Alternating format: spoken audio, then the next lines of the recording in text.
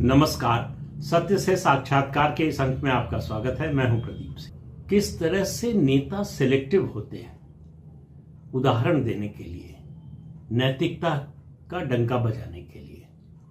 आप सब लोगों को याद होगा बहुत अच्छी तरह से, और अभी तक उसका उदाहरण दिया जाता है।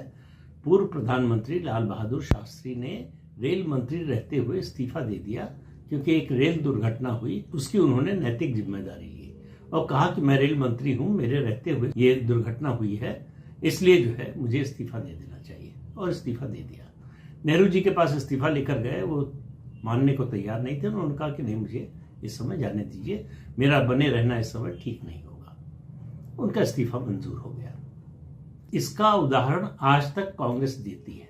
जब भी कोई दुर्घटना होती है, जब भी कोई इस तरह का होता है कि एक हमारे नेता थे लाल बहादुर शास्त्री, जिन्होंने रेल मंत्री रहते हुए एक रेल दुर्घटना होने के बाद अपने पद से इस्तीफा दे दिया था। बात तो बिल्कुल सही है, लेकिन शास्त्री जी के दूसरे कदम के बारे में आज तक आपने किसी कांग्रेसी के मुंह से बात नहीं सुनी होगी। ये बात उस समय की है जब शास्त्री जी प्रधानमंत्री बन गए थे। शास्त्री जी के 3 बेटे थे और सबसे बड़े थे हरिकृष्ण शास्त्री, जो केमिकल इंजीनियर थे। शास्त्री जी जब प्रधानमंत्री थे तब उनको एक केमिकल इंजीनियरिंग से जुड़ी हुई कंपनी में नौकरी मिल गई। नौकरी ज्वाइन कर ली उन्होंने। एक दिन संसद में लोकसभा में सवाल उठा और आरोप लगाया गया कि प्रधानमंत्री ने अपने पद का दुरुपयोग करके अपने बेटे को नौकरी दिलाई, एक प्राइवेट कंपनी में नौकरी दिलाई।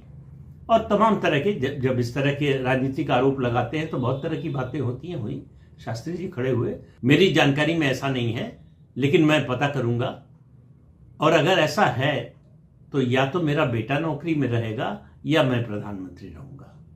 ये कहकर वो सदन से निकल गए। घर आए तो उन्होंने हरिकृष्ण शास्त्री को बुलाया और पूछा कि क्या तुमने किसी प्राइवेट कंपनी में अभी नौकरी ज्वाइन की है? उन्होंने बताया कि हाँ, ऐसे हुआ है, मेरा सिलेक्शन हुआ है और मेरिट पर हुआ है, और मेरी जो रिक्वायरमेंट थी वो उसी तरह की मेरी डिग्री थी। शास्त्री जी ने कहा कि ये सब मुझे नहीं मालूम, या तो तुम आज शाम तक इस्तीफा दे दोगे नौकरी से। मैं तुमसे ये नहीं कह रहा हूं कि तुम इस्तीफा दो या ना दो, मैं तुम्हारे सामने 2 बातें रख रहा हूं। या तो शाम तक तुम इस्तीफा दे दोगे या कल सुबह मैं प्रधानमंत्री पद से इस्तीफा दे दूंगा। अब निर्णय तुम्हारा है।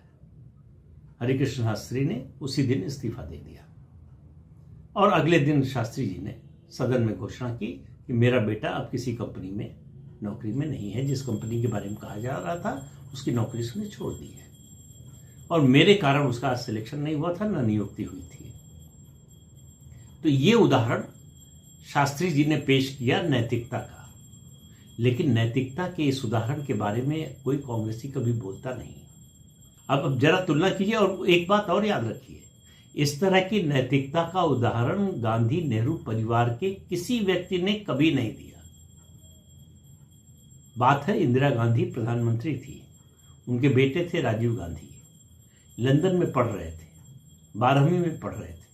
मुझे मालूम नहीं कि 12वीं उन्होंने पास किया या नहीं, मानकर चलता हूं कि पास किया होगा शायद। पायलट के सिलेक्शन के लिए, ट्रेनिंग के लिए 12वीं पास होना, कम से कम मिनिमम क्वालिफिकेशन जो है वो 12th पास थी उस समय। अब पता नहीं क्या है, मुझे मालूम नहीं।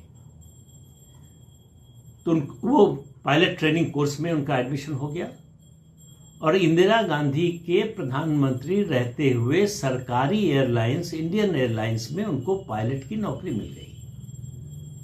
किसी ने कोई सवाल उठाया?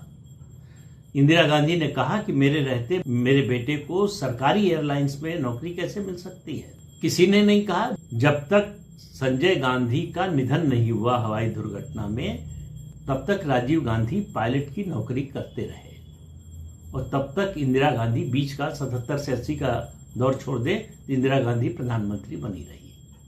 किसी ने नैतिकता का सवाल नहीं उठाया। किसी ने प्रश्न नहीं उठाया कि आखिर प्रधानमंत्री के बेटे को सरकारी कंपनी में नौकरी कैसे मिल गई, और उसका आज तक कभी इस घटना का कांग्रेसी उदाहरण नहीं देते।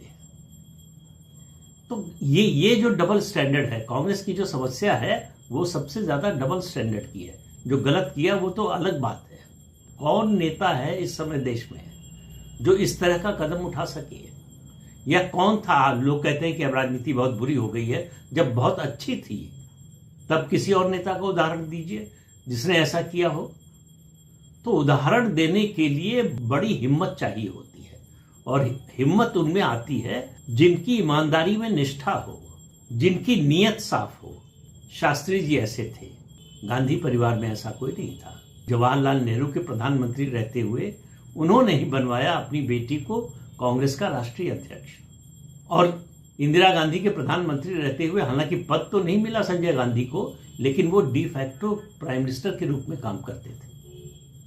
इंदिरा गांधी के प्रधानमंत्री रहते हुए और कांग्रेस अध्यक्ष रहते हुए राजीव गांधी कांग्रेस के राष्ट्रीय महामंत्री बने। किसी ने सवाल नहीं उठाया। लेकिन जब भी अपने विरोधी दल के किसी नेता का इस्तीफा लेना हो, किसी घटना दुर्घटना के बारे में, कांग्रेसी तुरंत शास्त्री जी के उस रेल मंत्री के रूप में इस्तीफे का जिक्र करते हैं।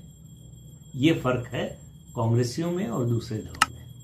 तो इस अंक में इतना ही। अगले अंक में फिर मिलेंगे किसी नए मुद्दे के साथ। तब तक के लिए अनुमति दीजिए। नमस्कार।